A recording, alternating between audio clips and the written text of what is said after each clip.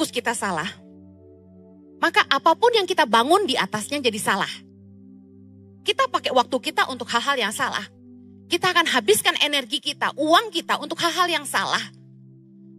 Kita akan buang waktu kita dan bahkan fokus yang salah bisa membuat hubungan kita dengan pasangan dan orang jadi tidak sehat.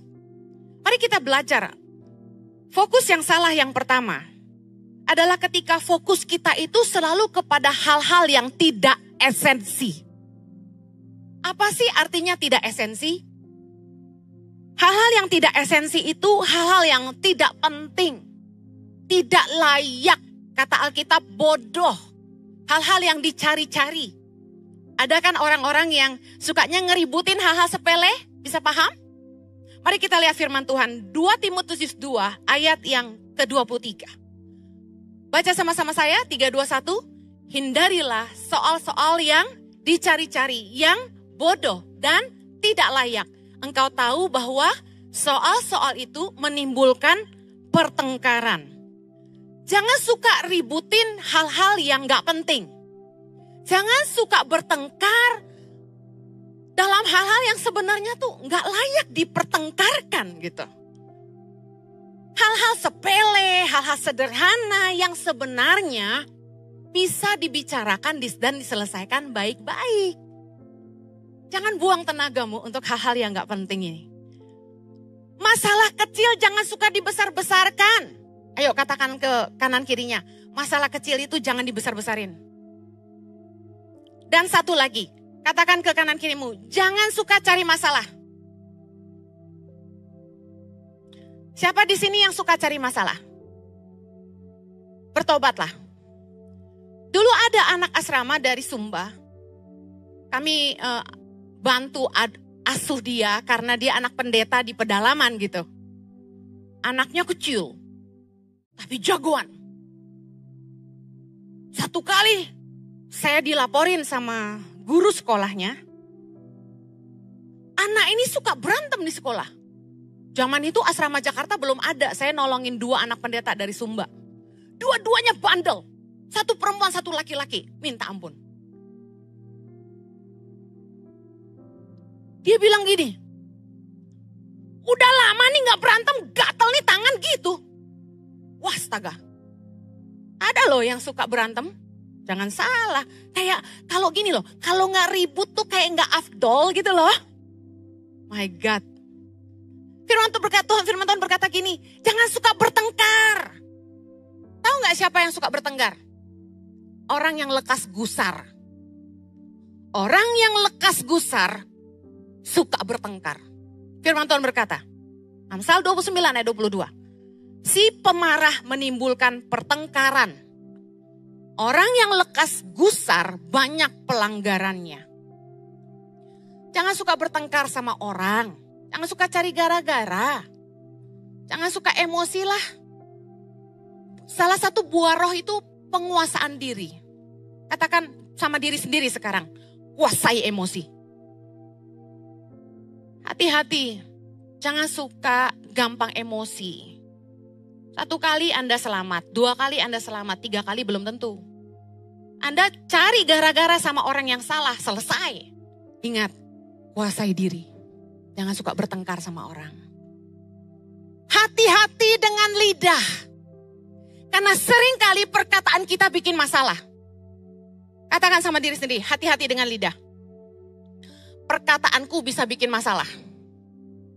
Ibrani 12 ayat 15, kita baca firman Tuhan. 3, 2, 1, jagalah supaya jangan ada seorang pun menjauhkan diri dari kasih karunia Allah. Agar jangan tumbuh akar yang pahit, yang menimbulkan kerusuhan dan yang mencemarkan banyak orang. Jangan seorang pun menjauhkan diri dari kasih karunia Allah. Kasih karunia Tuhan itu apa dalam hidup kita? Katakan saya diampuni. Ampunilah orang lain.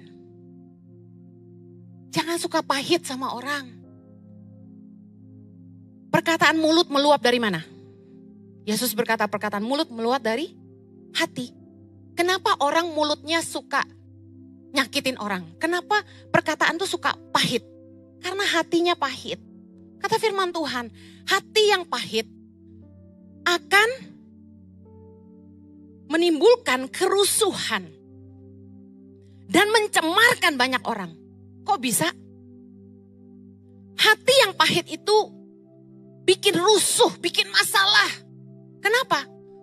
Biasanya orang tuh kalau terluka, dia sakit hati sama seseorang, dia akan berusaha menggiring opini yang jahat terhadap orang itu ke teman-temannya. Supaya semua backup dia, semua setuju dengan dia.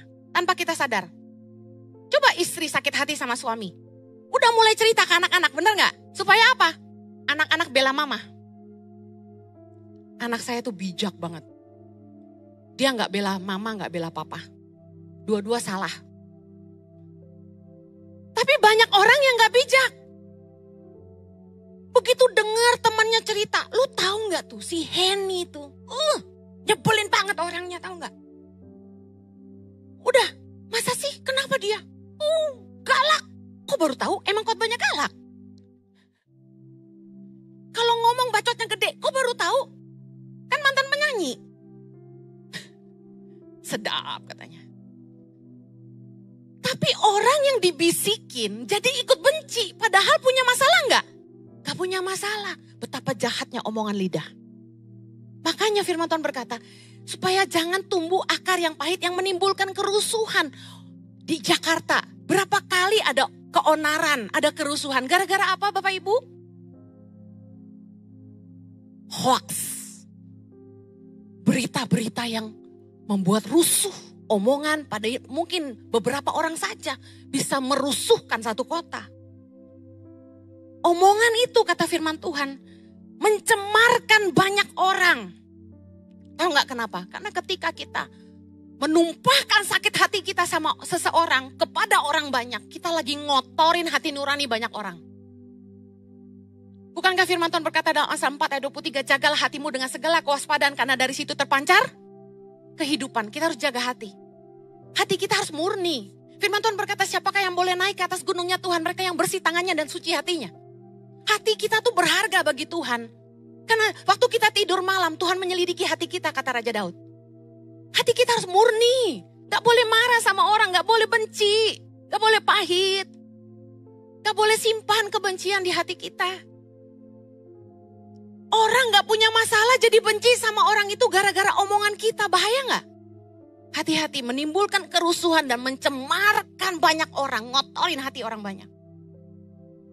Matius 15 ayat 18, Yesus berkata, apa yang keluar dari mulut berasal dari hati dan itulah yang menajiskan orang. Jangan sampai mulutmu menajiskan kamu.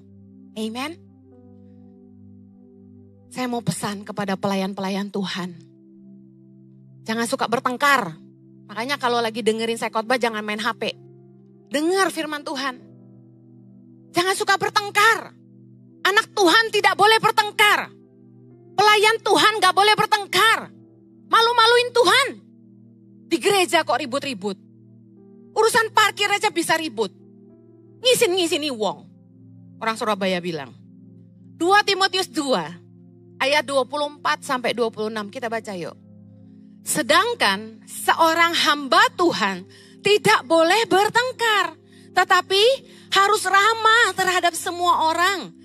Ia harus cakap mengajar, sabar, dan dengan lemah lembut dapat menuntun orang yang suka melawan.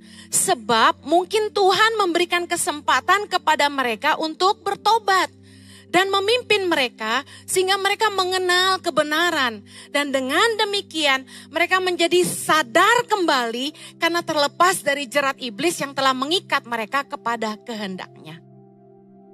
Saya tuh bergumul dalam hidup saya menghadapi banyak orang-orang yang sulit, ya dalam tanda kutip, sulit. Diampuni, bikin salah lagi. Diampuni, tidak mau bertobat. Diampuni, ulangi terus. Ada orang-orang yang mulutnya itu nggak bisa tobat memang. Dikasih kesempatan, bikin lagi. Saya kasih tahu ya. Lidah itu tidak bertulang tapi bisa mematahkan hati orang. Hati-hati loh. Kita jangan suka ngomongin orang. Anda bisik-bisik di sudut ruangan, pintu pun bisa bicara. Dinding pun bisa mendengar. Bahasanya gitu kan. Apapun yang Anda ngomong tentang orang di kejauhan akan terdengar suatu hari nanti. Dan Anda akan malu sendiri kalau ketahuan Anda ngomongin orang yang sudah menolong Anda. Saya mau kasih tahu, jangan cari masalah, jagalah lidah, jangan ngomongin orang, urus dirimu sendiri. Betul nggak? Ayo, fokuslah yang benar, fokus kepada hal-hal yang esensi.